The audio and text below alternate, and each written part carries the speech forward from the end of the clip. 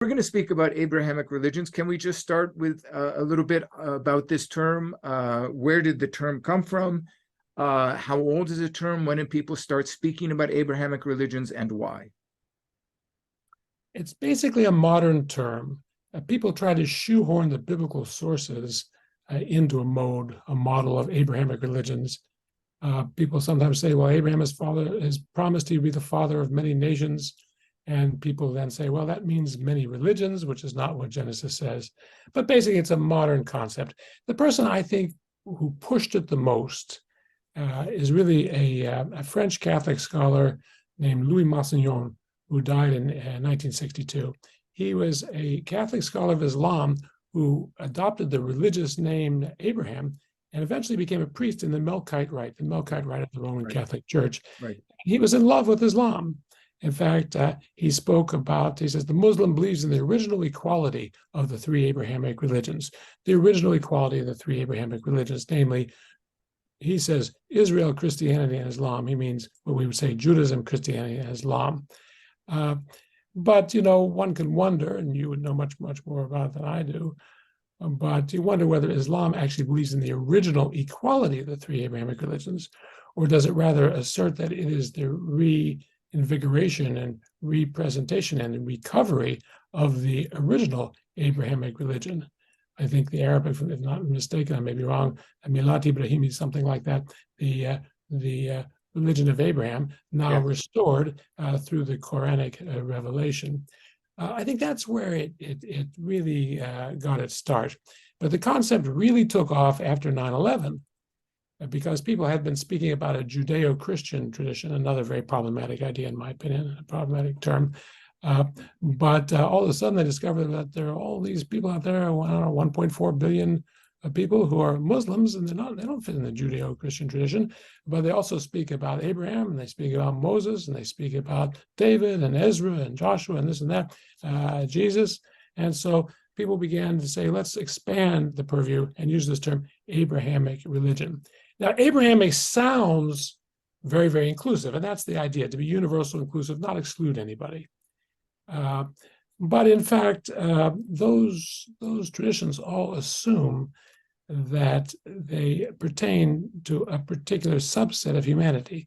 The God, so to speak, has formed for himself a subset of humanity as his special worshipers, the people Israel, Am Yisrael in Hebrew, or the Church of Christ, or the Ummah of Islam. Right. In a biblical context, if you're talking about something like the book of Genesis, where you find almost all the Abrahamic traditions in the Bible, if you were to go to Genesis and you want to make a universal statement, it seems to me you shouldn't go to Abraham, who's selected out from among all the peoples on the earth.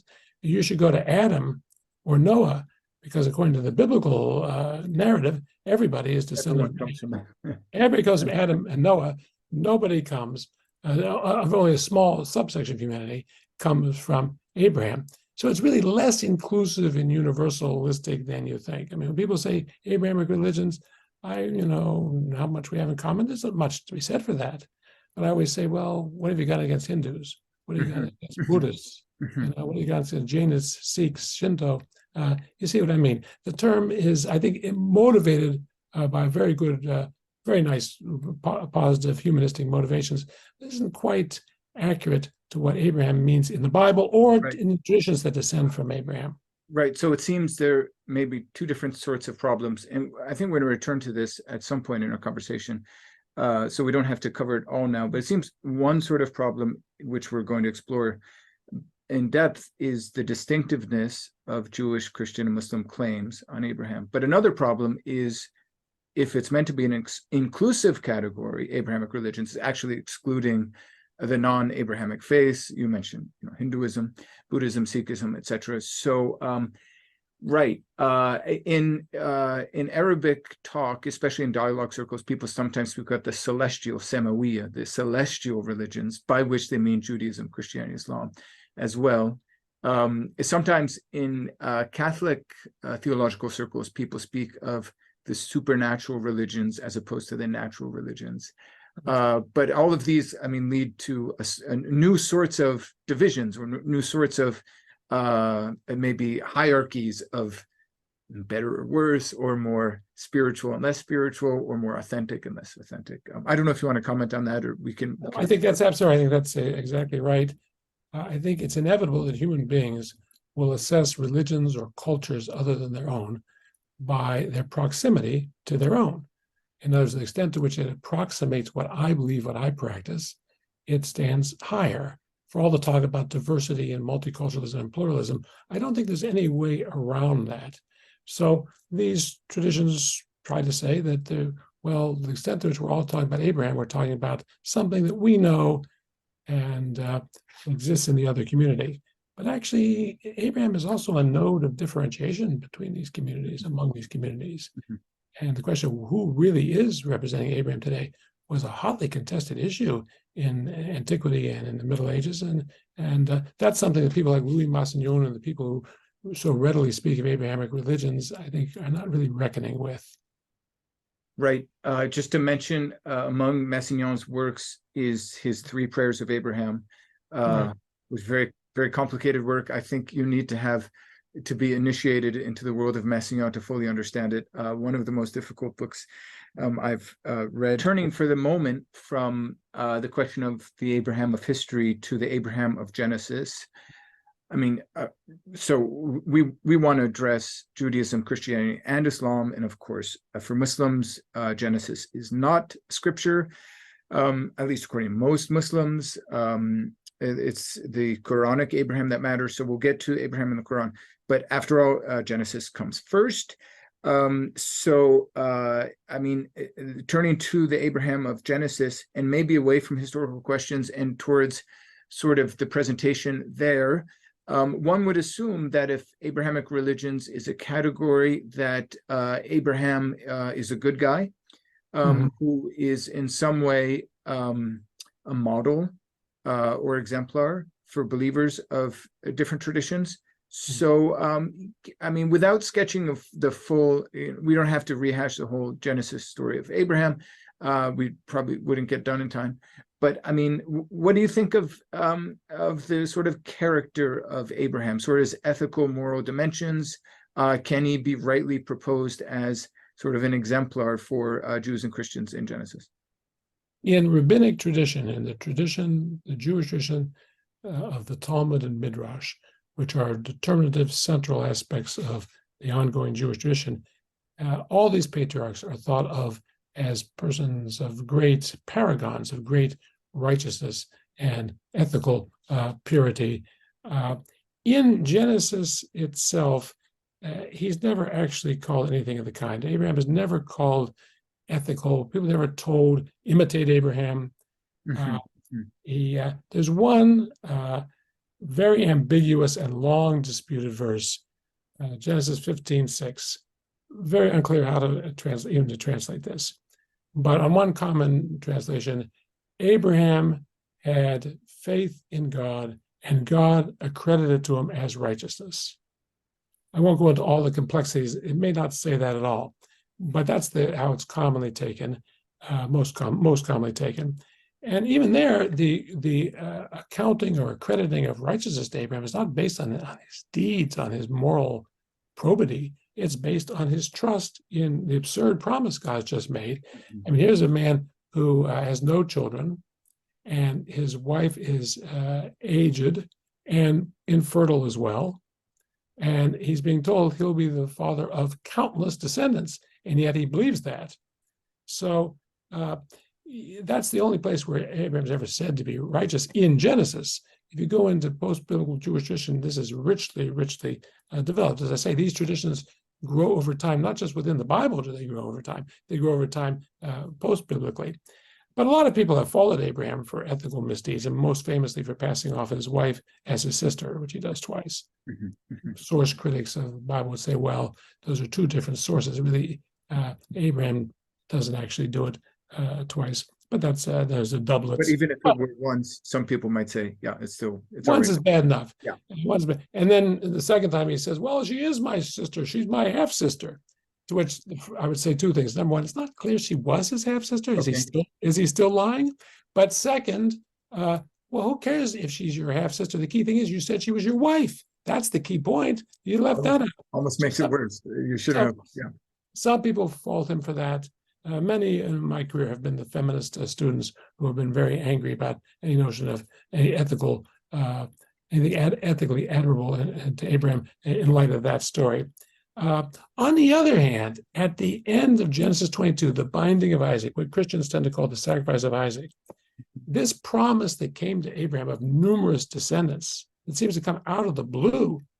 He hasn't done anything to deserve it. In Genesis, there's nothing he's done to deserve that. That is now reformulated and refounded on the basis of Abraham's exemplary and painful obedience to God when God commanded him to sacrifice his son. Because you did this thing, because you did not withhold your son, all those promises are now being renewed.